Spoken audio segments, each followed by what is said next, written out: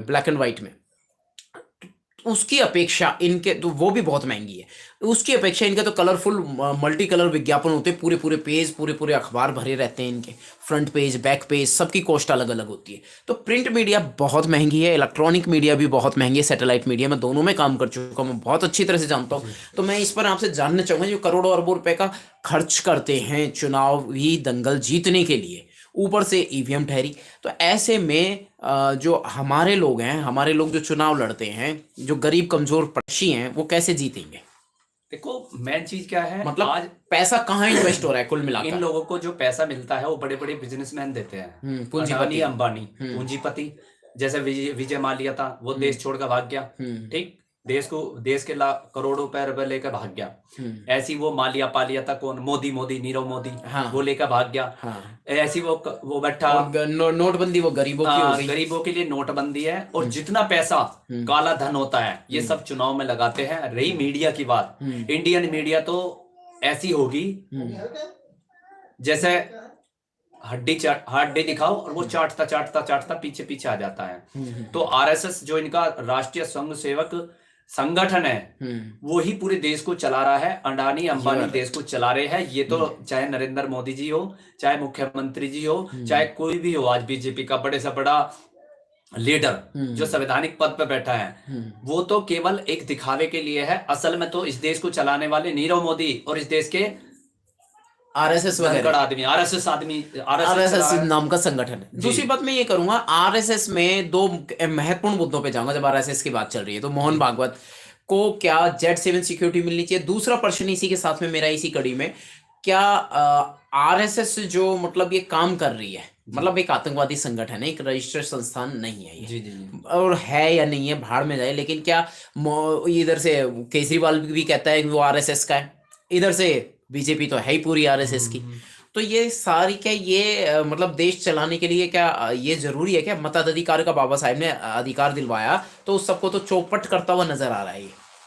देखो मोहन भागवत को इतना बड़ा लीडर तो है ना, उस पर कोई संवैधानिक पद नहीं। वो राष्ट्रपति है, प्रधानमंत्री है, मुख्यमंत्री है, एमएलए है, एमपी है, या क्या है जो उसे 3Z सुरक्षा मिली जाए? 7Z।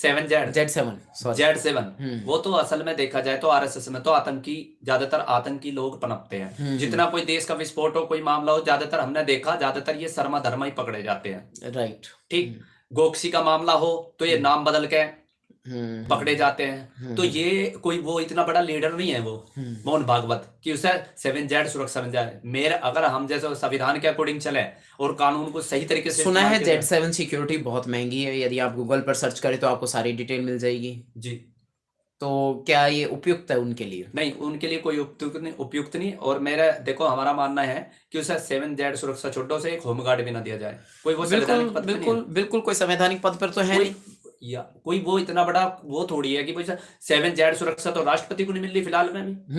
कैबिनेट मंत्री दिल्ली सरकार में रहे, हाल ही का मुद्दा है, 2 महीने भी पुराना नहीं हुआ अभी, और उसमें राजेंद्र पाल गौतम जी के साथ में जो घटनाक्रम घटित हुआ है कि उनसे उनका इस्तीफा ले लिया, अंडर प्रेशर ही थे ऐसा लगता है हमें तो, लेकिन उनसे उनका पद भी ले लिया गया है, प्लस जो उनकी हत्या गई है उसकी गिरफ्तारी नहीं हुई है। इन मुद्दों पर क्या कहेंगे आप? देखो राजेंद्र पाल गौतम जी ने जो 22 प्रतिज्ञाएं सुनाई थी, बुद्धिज्म का प्रचार किया था, वो अंडर प्रेशर करके उनसे इस्तीफा ले लिया गया है। उनकी पावर्स, दुश्मनी का कारण यही बना ना, उनका पद शायद इसलिए गया कि वो धमकारवा चला रहे थे, धम क्रांति कर रहे थे, बुद्धिज्म की क्रांति कर रहे थे। दूसरा वो 22 प्रतिज्ञाओं पर भी खुलकर गोदी मीडिया ने जम के दिखाया। जी जी। लेकिन एक चीज भी तो है, अभी हमारे सुनने में आया सोशल मीडिया के माध्यम से और लोगों से कि हमारे समाज के नेता भी ऐसी है, राजेंद्र पाल गौतम जी फिर क्यों वहां स्टार प्रचारक बन गए? फिर क्यों स्टार प्रचारक बने? एमसीडी चुनाव में बने दिल्ली में बने क्यों? वो तो खुद सीएम बन सकते हैं। तो गलती क्यों कर रहे हैं लोग? जब तुम्हें एक बार मन से धक्का दे दिया गया, फिर तुम उसी घर में घुस रहे, तो अब क्या तो धक्का दिया फिर लात लगेगी तुम लोगों के? जब तुम्हारा अपना घर है तो अपने घर में घुसो ना, दूसरों के घरों में जाओगे तो लात और घूसे ही खाओगे। यानी कि दूसरे की पिच पे क्रिकेट ना खेलें, दूसरे के पिच पे क्रिकेट ना खेलें, अपना ही पिच मजबूत करे।